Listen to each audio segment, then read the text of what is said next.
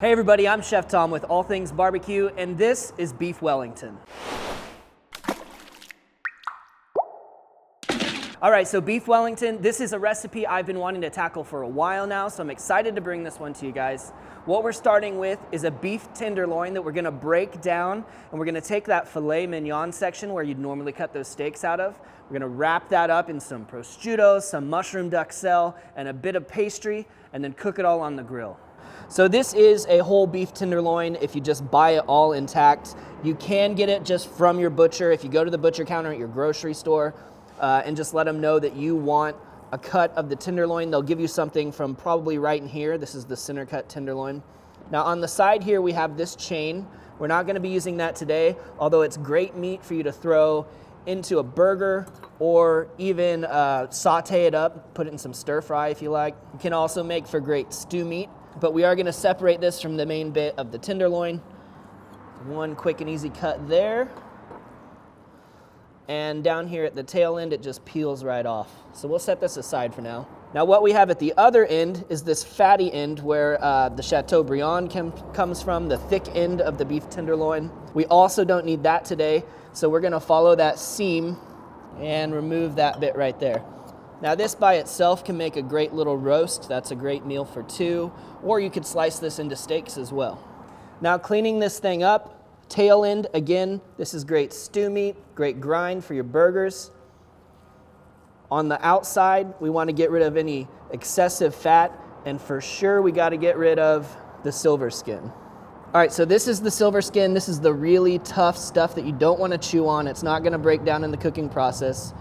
So what I like to do is cut myself a little tab, insert your knife facing up, and then go ahead and make your slices. And you want to leave behind all of the meat and just take that silver skin with you. So what you're looking for is something like that where there's very little meat left behind. Now I'm just going to clean this thing up on the backside, take any big chunks of fat and get rid of those. Soft fat like this that has a little bit of tissue, a little bit of muscle still on it, you can use in your grind as well. All right, so here's the cleaned up tenderloin, but we're not gonna need all of this for our beef Wellington. I'm gonna choose a section from the center, probably about 6 to 8 inches here. And then the ends, this will make for some fantastic steaks. Vacuum seal that and throw it in the freezer for later. But you can see out of that entire package, we're gonna be able to utilize all of this except for this little bit of silver skin and tough fat. So that's a pretty good utilization, a pretty good yield on this piece. And that's the cut we're gonna use today. Now the next step is to get this trimmed up bit of tenderloin seasoned with some salt and pepper and sear it off in a skillet. I'm gonna start with a thin layer of vegetable oil just to get our salt and our pepper to stick. This is some of our smoked salt, so that'll add a little something extra on the inside here. And some fresh cracked black pepper.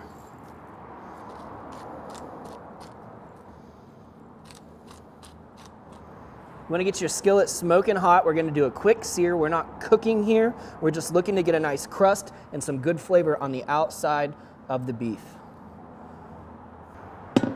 Just a little bit of oil in there.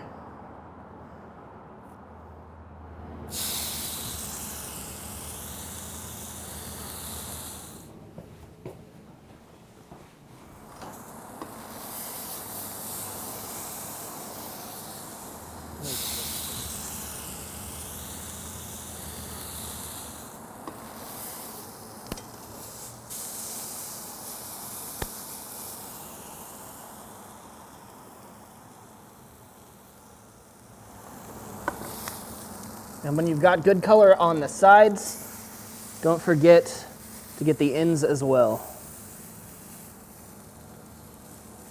All right, when you're happy with where the color is, you go ahead and remove this and set it aside. Now, immediately after you get this seared, you're gonna wanna brush it with a layer of mustard. In this case, we're gonna be using the House of Q Slow Smoke Gold. and I'll get this table cleaned up so we can get into our mushroom duxelle. There are just a handful of ingredients in this duxelle. The base is mushrooms, of course. We've got some shallots, we've got some garlic, we've got some thyme, but all of it's gonna get minced up in the food processor before we cook it down. So we're gonna start with 1.5 pounds of baby portobellos. You can use your favorite mushroom. I'm gonna pulse this just to make a little bit of room. So we work these mushrooms down until they're nice and fine. And I'm gonna chop up some shallots and some garlic to add to this.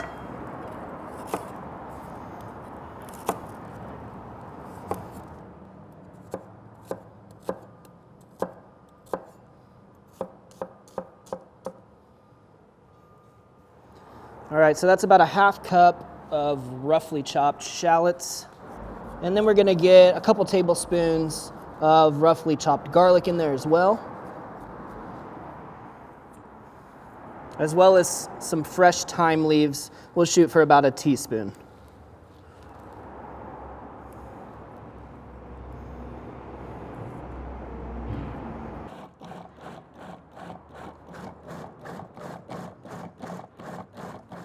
All right, we have mushroom paste now, which would not be great just like this. So what we're gonna do is cook it down, and there's a couple reasons for that. First of all, there's tons of water, tons of moisture inside those mushrooms. So if we spread this out on top of our pastry or on top of our prosciutto in between the meat, it's gonna make everything soggy in the end. So what we've gotta do is get that moisture out of there, and the only way to do that is to cook it down and to reduce it. But what happens when we reduce things down? Well, that's the second reason we're going to be cooking this, to concentrate the flavors. Everything gets intensified when you reduce something down. The moisture's gone, all that's left behind is the flavor. You wanna heat your skillet over medium heat and add a couple tablespoons of butter.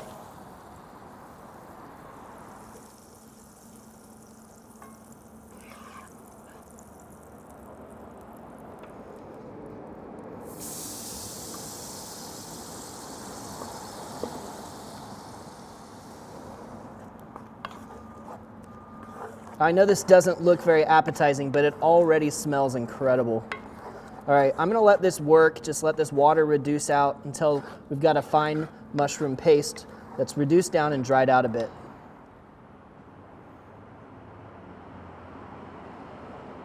We start the assembly by putting down a layer of prosciutto that we're kind of gonna shingle in here so that it overlaps. And we're gonna do 2 rows of prosciutto so that we can fully encase the beef tenderloin.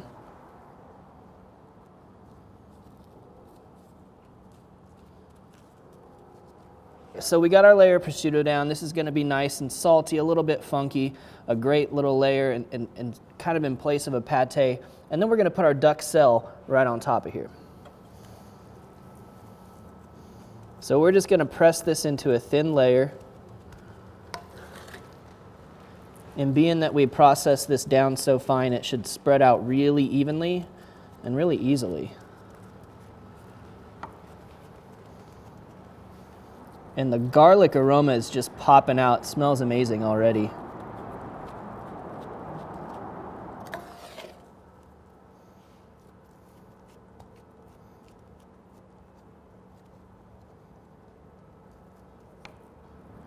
And the goal here is to get this layer as even as possible so it's uniform when we slice into this as a finished product.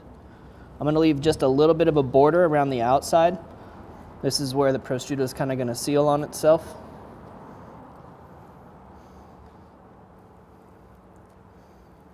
So we'll place that right in there, and then we want to encase this tenderloin by wrapping this around it and rolling. Just right. All right, so let's kind of fold in the ends here. And then what I want to do is try and cinch this down and make it uniform in size. So I'm going to pull this tight. And we're just going to roll it up in plastic wrap. Nice and tight. And then cinch down the ends and start twisting.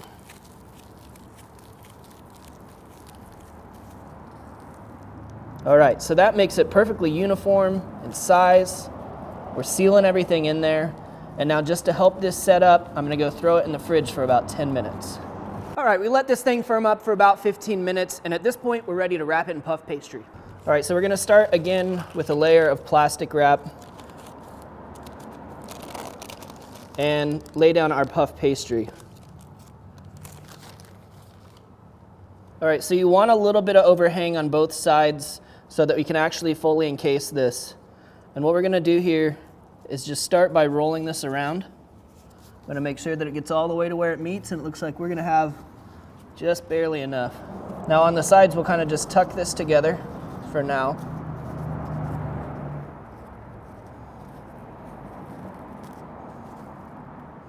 And we're gonna do the same thing we did before we had the puff pastry, which is try and wrap this up nice and tight.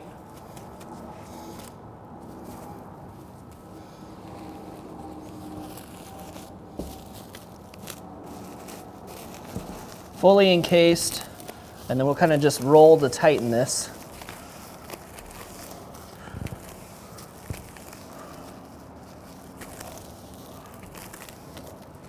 So that really evens out that shape.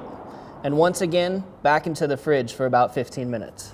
All right, once again, firmed up nicely, so we can go ahead and get rid of this plastic wrap, and we are just about ready to get this thing on the grill. So we'll go seam side down right here on our sheet pan. And then we just need to whip up a little bit of egg wash.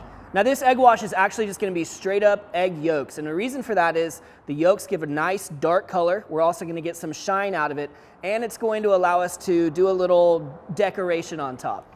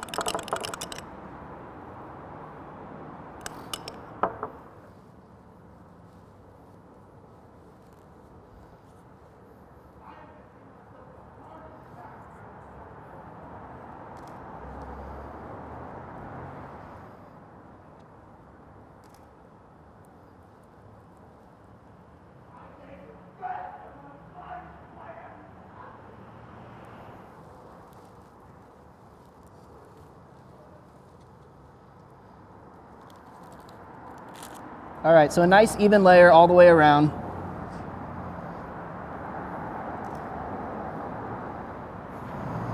And then it's just finishing touches. If we want to pretty this up a little bit, what we can do is take a knife, just the back side of our knife, and do a little decorative scoring here.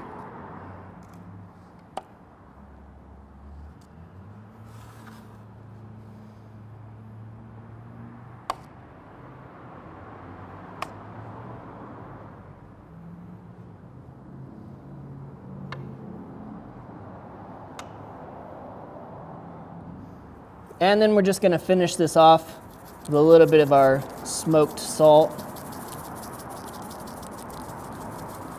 And this thing is ready to go on the grill.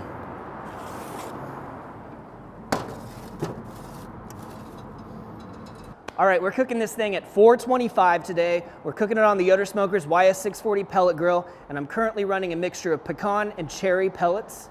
We're gonna come back and check on this in about 25 minutes. I think that we'll be getting close at that point. What we're looking to do is brown the outside, and of course we need to cook that meat all the way through in the middle, but we're not gonna go too far. We're shooting for a rare to medium rare, about 120, 125 degrees internal temperature. At 25 minutes in, we took the opportunity to rotate this thing so it would brown evenly from left to right.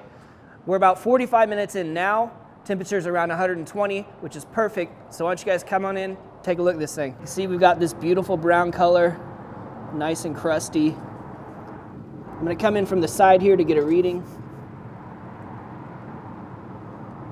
So right in between 120 and 125 is perfect. That's looking beautiful. Gave it about 5 minutes to rest. I think we need to slice this thing open and see just how good it looks on the inside.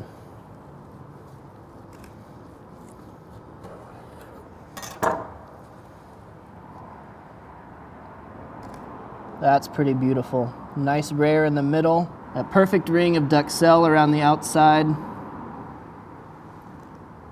Super juicy. And you'll notice here dead center, you're gonna get your more rare slices, right? But as you get further out to the end, like this slice, you're creeping up on medium, which is great because you can kind of please everyone that way. So I'm just gonna dig in and get myself a taste.